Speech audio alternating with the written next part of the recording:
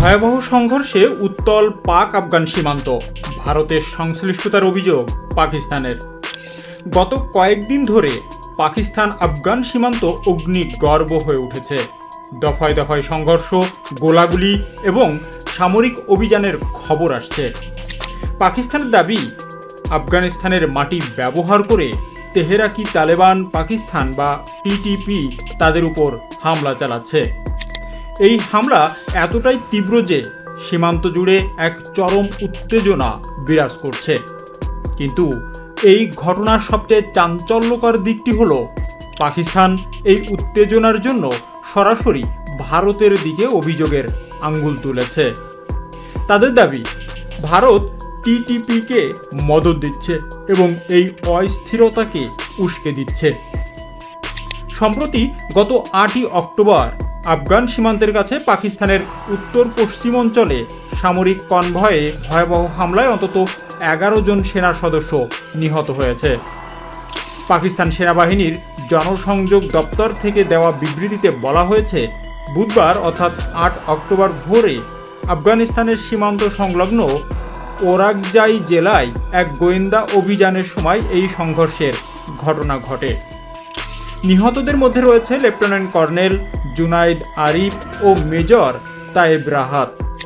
নিহতদের মধ্যে আরও রয়েছে নায়েব সুবেদার আজমগুল, নায়েক আদিল হোসাইন, নায়েক গুল আমির, lance Naik Sher Khan, lance Naik তালিশ Faraz, lance Naik ইরশাদ হোসাইন, সিপাহী তোফায়েল খান, সিপাহী আকিব আলী ও সিপাহী মোহাম্মদ জাহিদ। রয়টার্সের প্রতিবেদনে বলা হয়েছে, জঙ্গিরা প্রথমে একটি সামরিক মহড়া লক্ষ্য করে সড়কের পাশে বোমা হামলা চালায়, এরপর গুলি চালিয়ে আক্রমণ শুরু করে।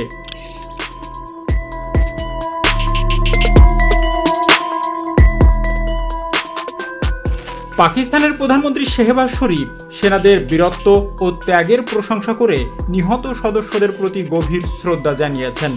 এছাড়া ওই এলাকায় বাকি জঙ্গিদের নির্মূল করতে স্যানিটাইজেশন অপারেশন চলছে বলে জানিয়েছেন।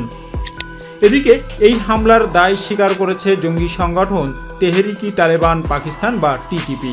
রয়টার্সের প্রতিবেদককে দেওয়া এক বিবৃতিতে সংগঠনটি দাবি করেছে, তাদের যোদ্ধারাই সামরিক বাহিনীর গাড়ি লক্ষ্য করে হামলা চালিয়েছে। পাকিস্তানের আন্তঃবাহিনী জনসংযোগ পরিদপ্তর বা আইএসপিআর তাৎক্ষণিকভাবে এ বিষয়ে কোনো মন্তব্য করেনি। তবে ইসলামাবাদের অভিযোগ, ভারতের গোয়েন্দা সংস্থা রিসার্চ অ্যান্ড অ্যানালাইসিস উইং বা র এর টিটিপিকে অর্থ ও প্রশিক্ষণ দিয়ে পাকিস্তানের বিরুদ্ধে ব্যবহার করছে। তাদের মতে, ভারতের উদ্দেশ্য হল পাকিস্তানকে অস্থিতিশীল করা এবং আঞ্চলিক ক্ষমতা হ্রাস করা। এই অভিযোগগুলো নতুন না হলেও বর্তমান সংঘর্ষের প্রেক্ষাপটে এর গুরুত্ব অনেক বেশি।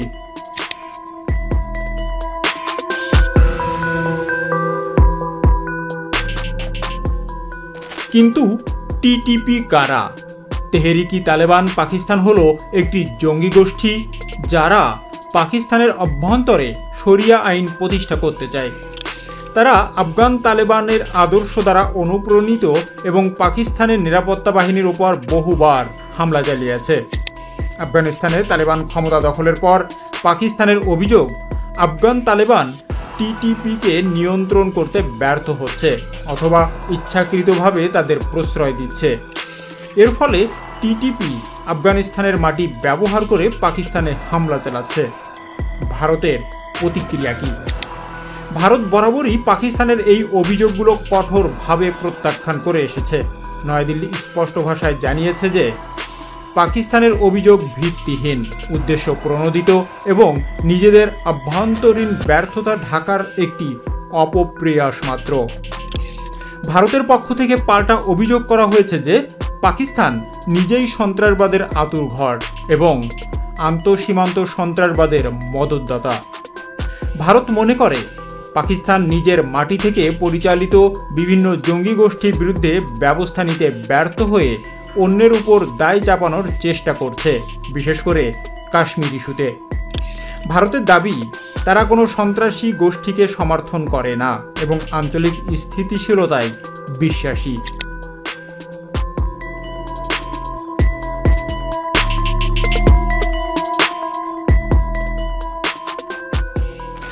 এখন প্রশ্ন হলো, এই অভিযোগ পাল্টা অভিযোগের সত্যতা কতটুকু? আন্তর্জাতিক পর্যবেক্ষকরা এই পরিস্থিতিকে বেশ জটিলভাবে দেখছেন। পশ্চিমা দেশগুলো সাধারণত পাকিস্তানের এই ধরনের অভিযোগের প্রতি ততটা সহানুভূতিশীল নয়, কারণ পাকিস্তান নিজেও অতীতে বিভিন্ন জঙ্গি গোষ্ঠীকে সমর্থন করার অভিযোগে অভিযুক্ত। তবে এই অঞ্চলে ভারতের ক্রমবর্ধমান প্রভাব এবং পাকিস্তানের সঙ্গে তার ঐতিহাসিক বৈরিতা এই অভিযোগগুলোকে সম্পূর্ণ উড়িয়ে দেওয়ার মতো নয়।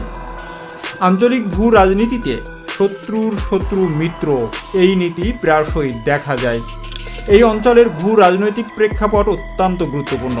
আফগানিস্তান, পাকিস্তান এবং ভারত এই তিনটি দেশই কৌশলগতভাবে গুরুত্বপূর্ণ অবস্থানে রয়েছে। আফগানিস্তানে স্থিতিশীলতা বা অস্থিরতা এই অঞ্চলের প্রতিটি দেশকে প্রভাবিত করে।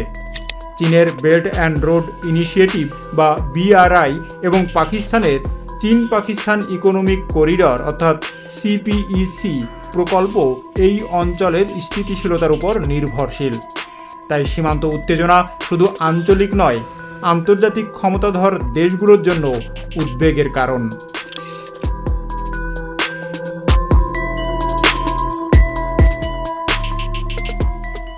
এই পরিস্থিতিতে আন্তর্জাতিক সম্প্রদায়ের ভূমিকা কেমন?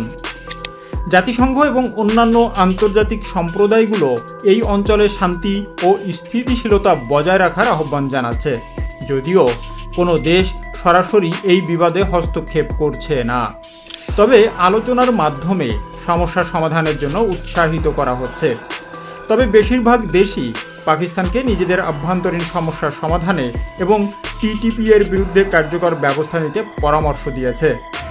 ভারতের বিরুদ্ধে পাকিস্তানের অভিযোগগুলো আন্তর্জাতিক মহলে কতটা বিশ্বাসযোগ্যতা অর্জন করবে তা নিয়ে সংশয় রয়েছে। সীমান্ত সংঘর্ষের মানবিক প্রভাবও অত্যন্ত ভয়াবহ। উভয় পক্ষের বেসামরিক নাগরিকেরা এই সংঘাতের শিকার হচ্ছে। সীমান্ত এলাকায় বসবাসকারী মানুষের জীবনযাত্রা ব্যাহত হচ্ছে, অনেকেই বাস্তুচ্যুত হচ্ছেন। শিক্ষা ও স্বাস্থ্যসেবা ব্যাহত হচ্ছে, যা দীর্ঘমেয়াদে এই অঞ্চলের উন্নয়নে নেতিবাচক প্রভাব ফেলবে। এই সংকটের সমাধান কি? সম্ভবত কূটনৈতিক আলোচনা এবং আন্তঃসীমান্ত সহযোগিতা বৃদ্ধি একমাত্র পথ। পাকিস্তান এবং আফগানিস্তানের মধ্যে সীমান্ত ব্যবস্থাপনার উন্নতি এবং গোয়েন্দা তথ্য আদান প্রদান অত্যন্ত জরুরি।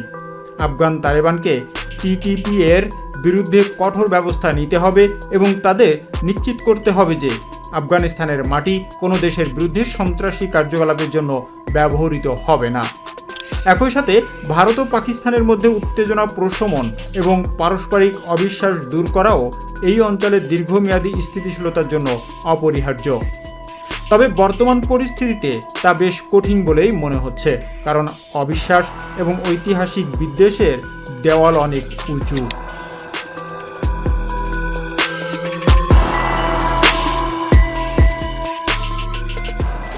পাকিস্তান আফগান সীমান্তে চলমান সংঘর্ষ এক জটিল পরিস্থিতির সৃষ্টি করেছে।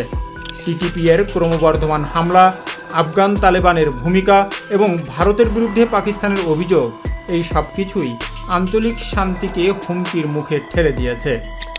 এই পরিস্থিতিতে আন্তর্জাতিক মহলের গভীর নজর রয়েছে। এই সংকটের সমাধান জরুরি।